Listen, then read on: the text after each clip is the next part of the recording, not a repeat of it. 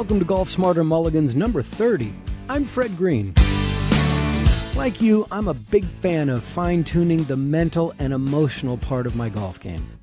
Today's guest has not only studied the various practices of Eastern philosophies, this award-winning college English professor has also coached golf at high levels and has incorporated these philosophies. We're about to speak to the author of Golf's Three Nobel Truths, James Ragonnet. Golf Smarter Mulligans is supported by twoguyswithgolfballs.com, offering premium used golf balls at a fraction of the cost of new ones. We talk about consistency, but we don't play with the same ball. Well, how can you get consistent if you play with a different ball every time? A lot of people think that all balls are the same, but they're really not. The spin rates vary. The dimple counts vary. Actually, all balls are not the same. Now, of course, we like seeing what the tour players are playing, but that's not our game. So we need to find what the best ball is for our game. And once we find it, stick with it. That's another reason to use twoguyswithgolfballs.com, because you're going to be able to buy balls that have been hit maybe once. You know, a used golf ball is something that's been taken out of the sleeve and hit once. That's a used golf ball. Well, the best quality, the Eagle quality balls from twoguyswithgolfballs.com, that is what you're going to get. And you're going to pay half of what you pay for a brand new one. It's well worth your time and effort to check out twoguyswithgolfballs.com, because you're going to save a lot of money. And let me do you this favor. If you use Golf Smarter at checkout, you're going to save an additional 10% off of every order every time. That discount coupon expires on April 1, 2020, so make sure you take care of it before the season's up or as the season begins. twoguyswithgolfballs.com. You'll be glad you did. Mulligans is also supported by Autoslash.com. Autoslash is a booking service for car rentals. Now, it's not a car rental agency. The next time you have to rent a car, whether it's for business or pleasure, open your browser, go to Autoslash.com, and enter the information that you've just reserved a car about. Right? So the price that you're paying, what car you're paying for, what you want to get, and then tell Autoslash of the various memberships that you belong to and frequent flyer programs that you belong to that are going to save you money. No, AAA, Costco, airlines, they're going to save you additional money too, and Autoslash is going to put that into account. And the average user saves 30% from most other booking sites. So don't think that you're renting a car from Autoslash. They're just going to be your partner in finding a better rate. And Autoslash is completely free. No memberships, no annual fees. Just use it and save. It's an amazing service, and one I know you're going to appreciate when you use it just once. Bookmark it now in your browser. It's not an app. Use it in your browser and use Autoslash.com. Autoslash. That's Autoslash.com. Welcome, Jim. Thank you. Thank you, Fred, for having me. Oh, absolutely. How's the lawn coming? My lawn is a mess, and as I say, when people drive by, they point at it and say, a golfer, an intoxicated golfer must live in that house. Now, explain to me what that means. You started to say that before we recorded. Well, I think that my lawn has a lot of trees in front, and what I should have done is, instead of spending money on fertilizer, I had a lawn service come in, and I called the guy recently. I said, you were here last year. I paid like $400. Is this worth it? And the guy hesitated, and he said, I don't think so. So here was a lawn service guy who gave up on my lawn. But he said what I need to do is trim a lot of the trees. So that's really my problem. And I was just out there cutting it amidst the dust and whatnot. But well, I think most golfers would tell the superintendents of the course to trim the trees back, please. Yeah. Well, in fact, I've asked the superintendent in my club a lot of questions, and even invited the guy over for dinner. If he'd just come over and give me some divine assistance with this godforsaken tract of lawn that I have. But I don't understand what you mean when you say people must drive by and go, a golf obsessed... Well, it's got a lot of moss in it, and let me put it this way. It looks like a lot of tight lies, like someone took a flamethrower out to the front and scorched it and left there's some moss there, and it's pretty dusty. You know, when I take a lawnmower to it, all you see is a cloud of dust. Two shoes moving in the background, you know, pushing the mower. Well, we won't keep you long. We want to get you back to mowing your lawn. Yeah. And congratulations. Golf's Three Noble Truths, The Fine Art of Playing Awake, is really an entertaining and interesting book. Thank you very much. It's so much in line with what we talk about here at Golf Smarter. And why did you write a golf book with this approach? Well, I started the book 10 years ago, and I think the book, Fred, grew out of an intense frustration. Most books of any sort, I don't care what they are, they grow out of like cognitive dissonance. There's something wrong. There's some problem, deep, embedded problem. And my problem was I was beating myself up. I was practicing. I was playing a lot. I was reading, but I wasn't growing. And I was making myself miserable in the process. And I was, as I say in the book, I adopted the Harvard Business School approach. And namely, what matters gets measured, and what gets measured gets managed. And all I cared about was basically score. And I've been studying Buddhism for a long time, maybe 15 or 20 years, and some martial arts and yoga and all those things. And it just occurred to me that to turn inward and forget this nonsense about score. And I basically I just woke up. That's what the Buddha did. That's what the title means, basically. The Buddha stumbled and fumbled around as I did, except he did it for 7 years. And his enlightenment came overnight. Mine took a decade. But he finally said, okay, that's it. I'm fed up. I want to... The Buddha, a man who lived 500 years before Christ, basically tried everything. He was born an actual man. He's not a god or a mystical person, mystical individual, but a real person.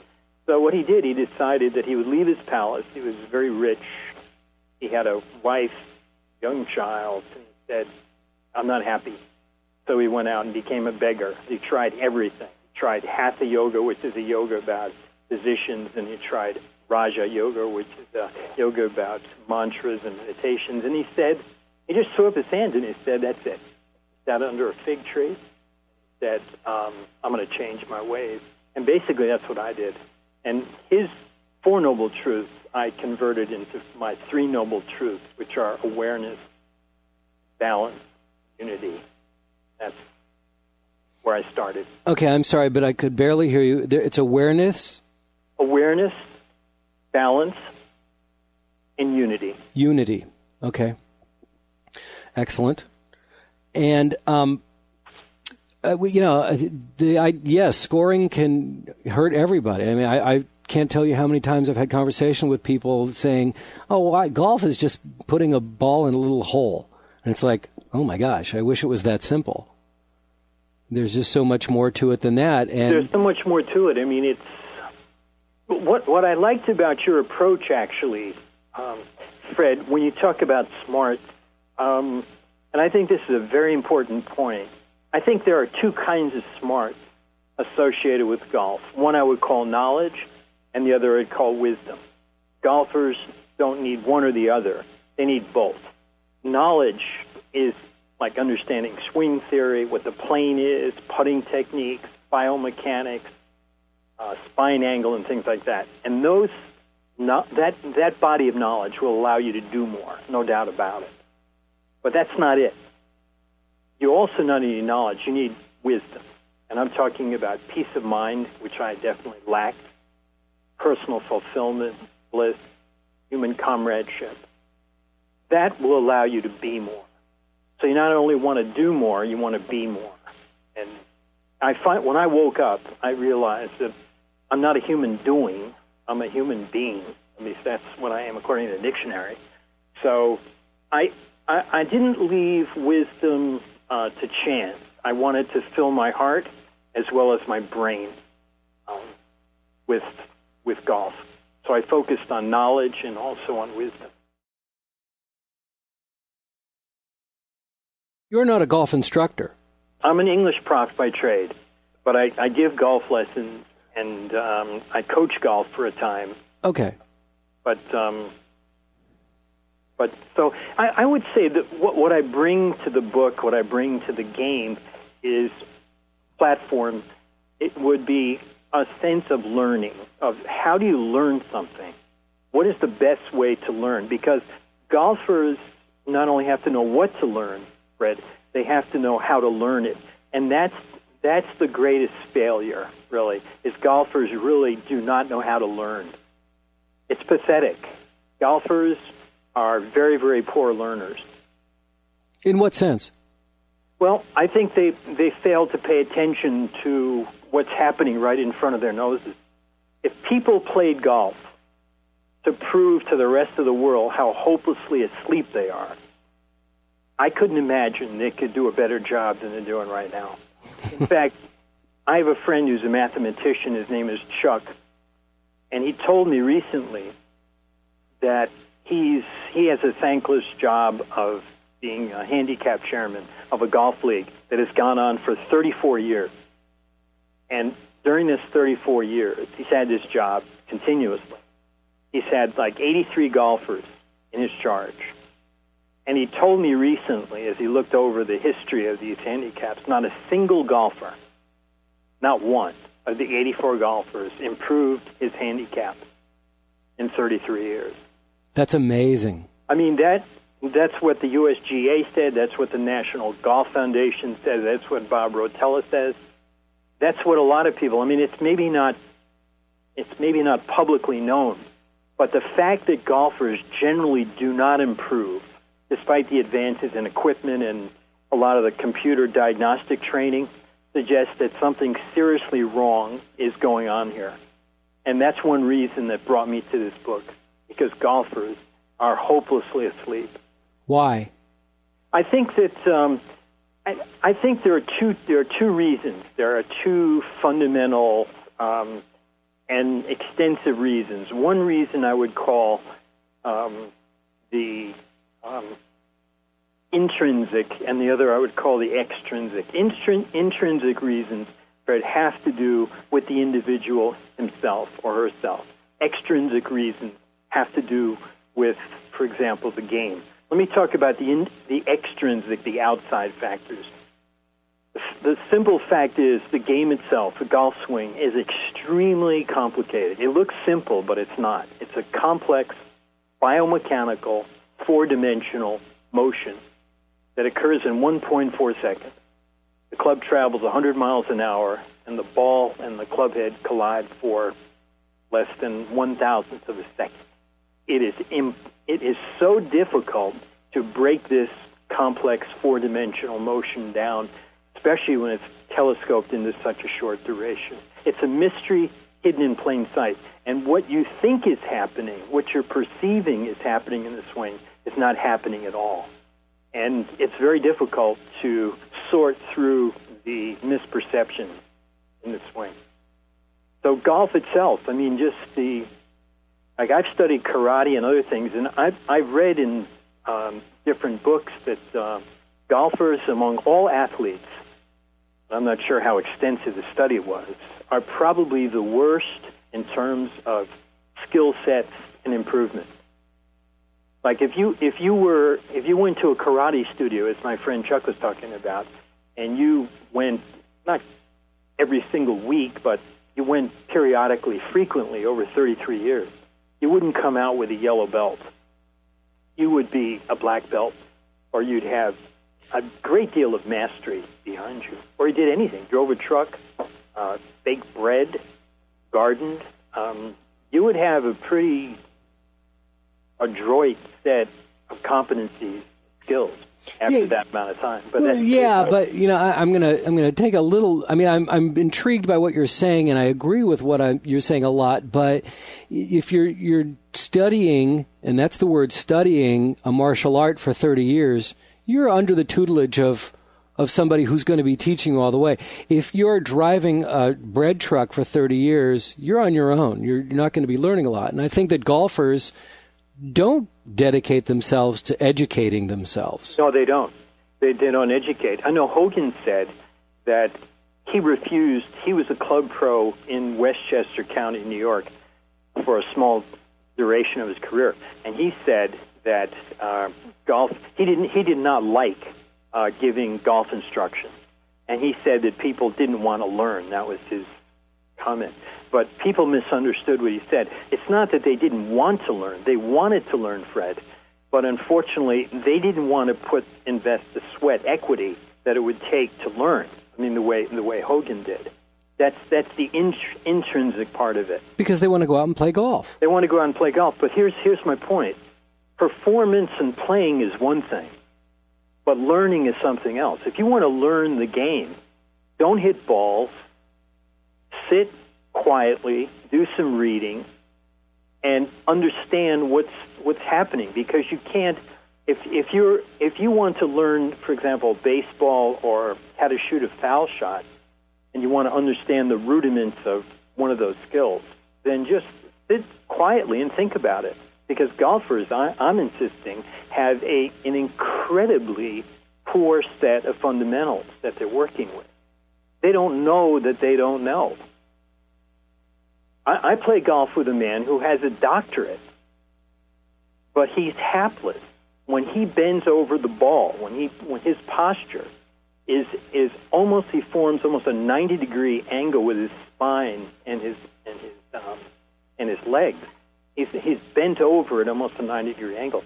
I mean, this is a man, and what's his name? Bobby Jones said the same thing, that golf is a game played by intelligent people very unintelligently.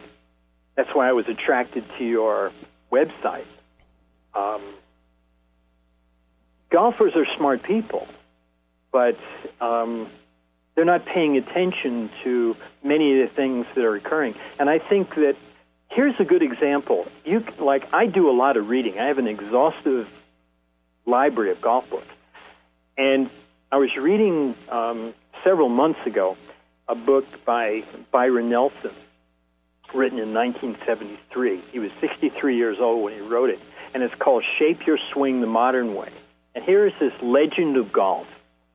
And in there, he talks about the movement of the head, and he warns golfers about too much head movement. And I put a protractor on his chin, on his nose, on his head, basically, and I observed the movement of his head. It must have moved maybe 4 or 5 inches. I lined it up with something in the background that was stationary. And I watched his head in these segmented photographs. And so my point here is, excuse me, that here is Byron Nelson, who's saying something but doesn't really understand that what he's saying isn't really correct. This is what he thinks is happening, but it's not really happening. So it's very hard for a golfer, naive, beginning novice golfer, to read a book like this, even from a legendary golfer like Byron Nelson, and not take at face value, literally, what the guy's saying is correct. And yet, there are more golfers, let me say that again, there are more golf instructors per golfer than probably anything else in the world. Yeah. On, student to teacher ratio. Yeah.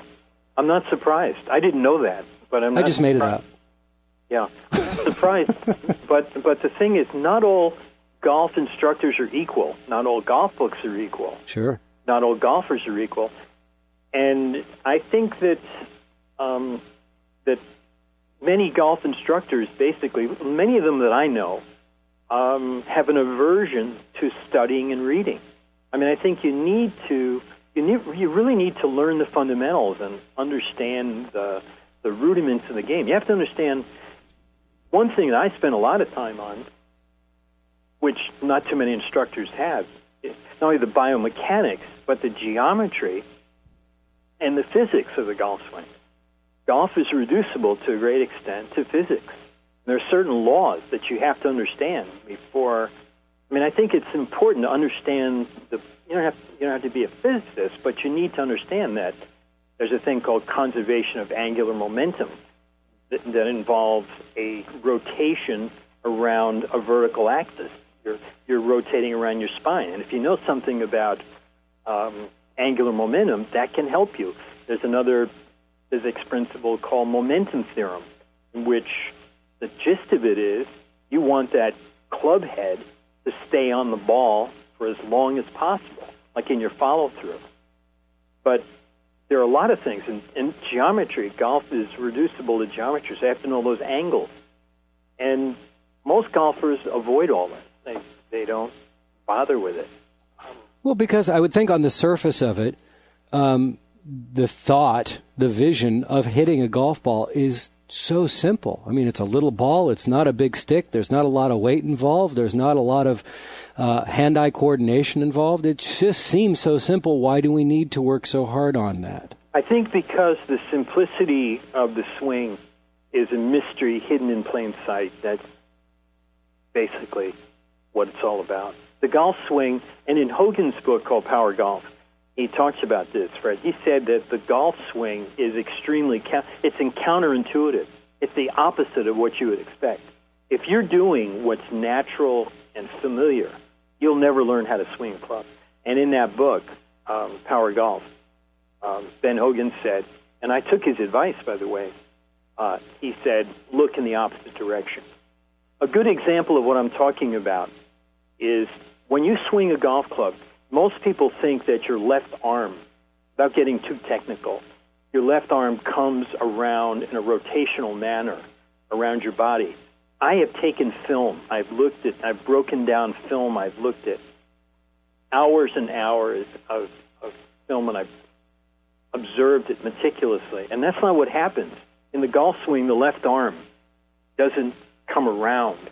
The left arm, your arms come up. Your arms are hoisted up. Your arms lift up.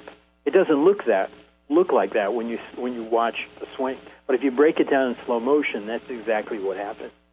It's the illusion that your left arm comes around in a rotational manner, but it doesn't. Well, now that you've made us feel like crap about ourselves. No, not at all. No, let's build it back up. Let's talk about playing awake. Let's talk about waking up. Let's talk about balance and playing happy. All right? Absolutely. And let's get to the crux of what I think your book has to help us with. Yeah. I'm glad we redirected this.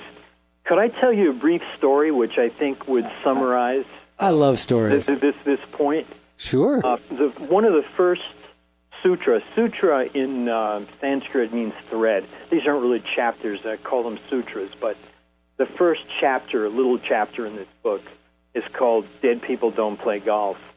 And this is what happened, because a lot of people say, well, why did you put this asinine chapter and start it off? Here's why. I was at a driving range. I had played earlier, and I was sitting on a picnic table watching some of my friends and talking to some people. And I was watching some people hit balls.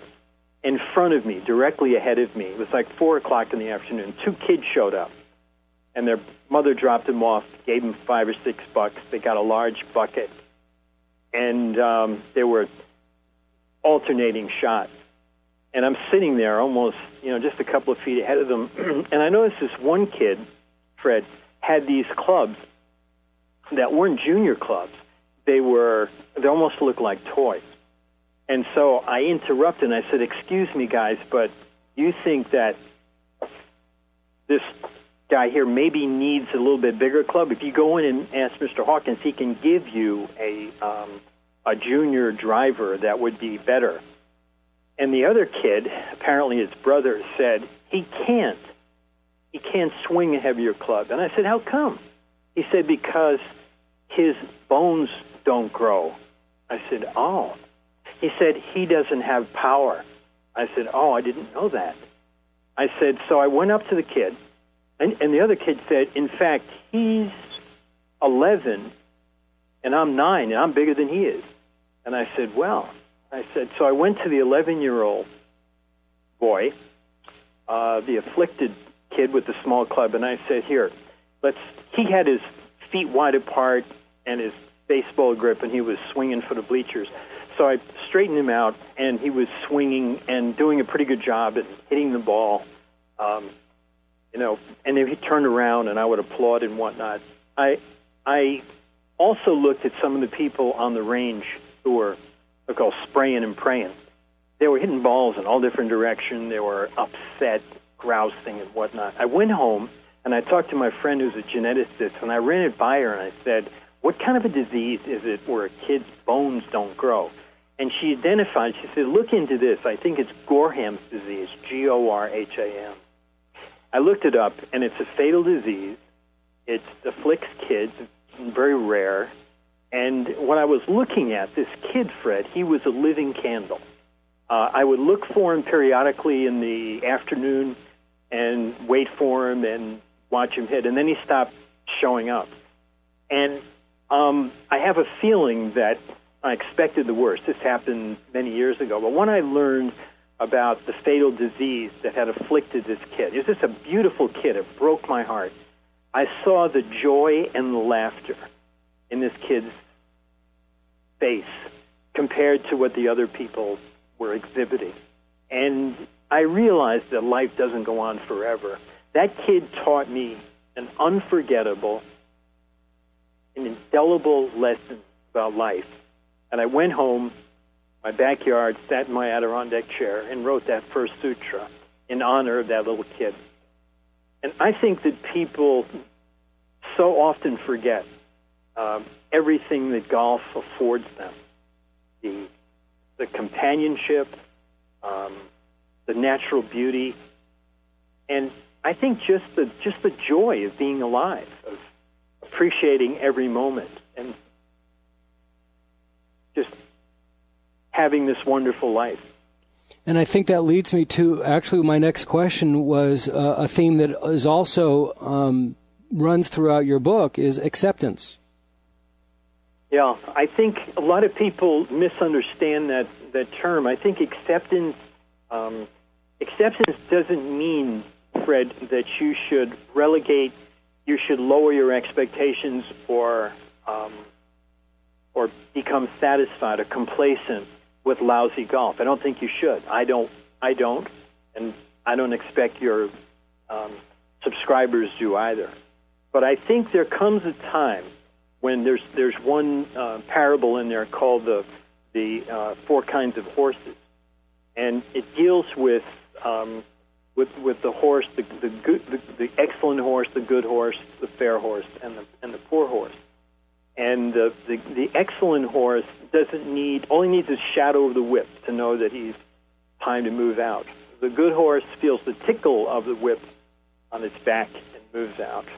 The fair horse feels a little bit of a sting on its spine, but the poor, the inferior horse, it has to feel in the marrow of its bones before it moves out. And a lot of people, when they read that parable, think that they want to be the good horse and they want to avoid being the bad horse. But that's not what the parable is about. The parable is about whatever horse you are, whatever golfer you are, you have to know it and accept it and work from there. Because if you trick yourself into thinking you're an excellent horse when you're a fair or an inferior horse, you won't grow. You have to know what your baseline is. You have to know where you need to improve. And the worst thing you can do, I think, in anything, golf or anything else, is to lack the honesty, the openness to look accurately at exactly who you are. And I think acceptance is, if you're a lousy golfer, accept it and use that as your base point and say, from here, I'm going to grow. You also mention in the book that golf is one of life's ultimate improvisations. I thought that was really an interesting concept because you really do have to improvise your way through a golf course. Is that what you're going through? Well, I think that if you play golf the way you should play golf, that you play the course as you find it and you play the ball as it lies, then you're in for a lot of surprises. It's like smacking a piñata. You have no idea what's going to pop out. But and I talk about this on my website, in fact, but it is the ultimate in improvisation, and that's why, Fred, that in order to prepare yourself for the improvisational aspects, either of life or of being a broadcaster or being a teacher, as I am, you need to do your homework. You need to be prepared, and the best you can do, I think the best you can do to enhance your game is work on your preparation. If you work on your preparation, then there will be very few improvisational happenings that you won't be able to handle. But in fact, I found this interesting. Someone asked Ben Hogan in an interview in Look magazine in 1953. He had won Golfer of the Year. They said, "What is your secret?"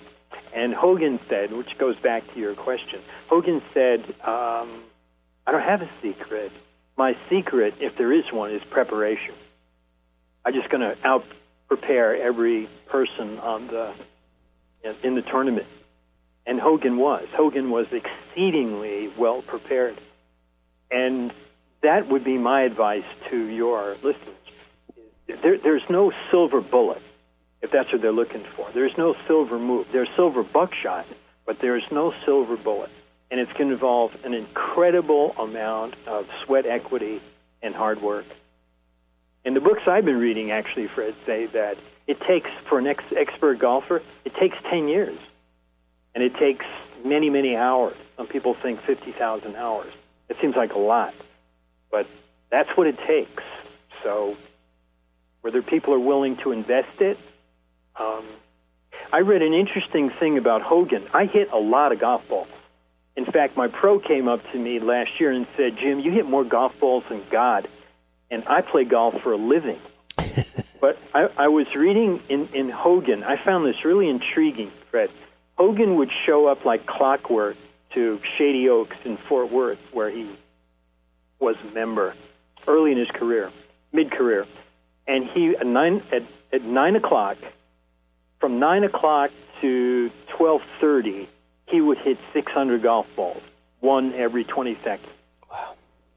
He would smoke 3 Chesterfields, take a half-hour break, eat a Hershey bar, and drink a Coke, and then he would go from 1 o'clock to 4:30 and hit another 600 balls. That's 1,200 balls, 7 hours, one every 20 seconds, and sometimes with only one club. Like he said his 4-wood was his worst club, so he would hit that for 7 hours.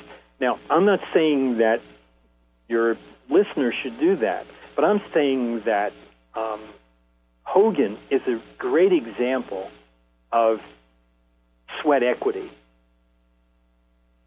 hard work.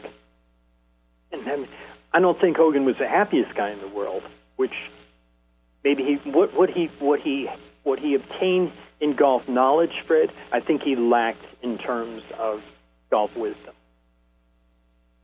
Interesting. In terms of peace of mind and bliss. Mm-hmm. Unapproachable and somewhat cold, but nonetheless, a great golfer. Great golfer, great story. Someone asked me recently, in fact, I think I put this in the book, because someone said, if you could win the U.S. Open or have $5 million deposited in your bank account or have perpetual peace of mind, which would you opt? And I said, without a doubt, without equivocation, be the last, peace of mind. Peace of mind would be more important than any of those things, from my perspective. And the book is called Golf's Three Noble Truths, The Fine Art of Playing Awake. The author, James Ragonnet, was our guest today. Jim, thanks so much for your time and your insight. Fascinating stuff.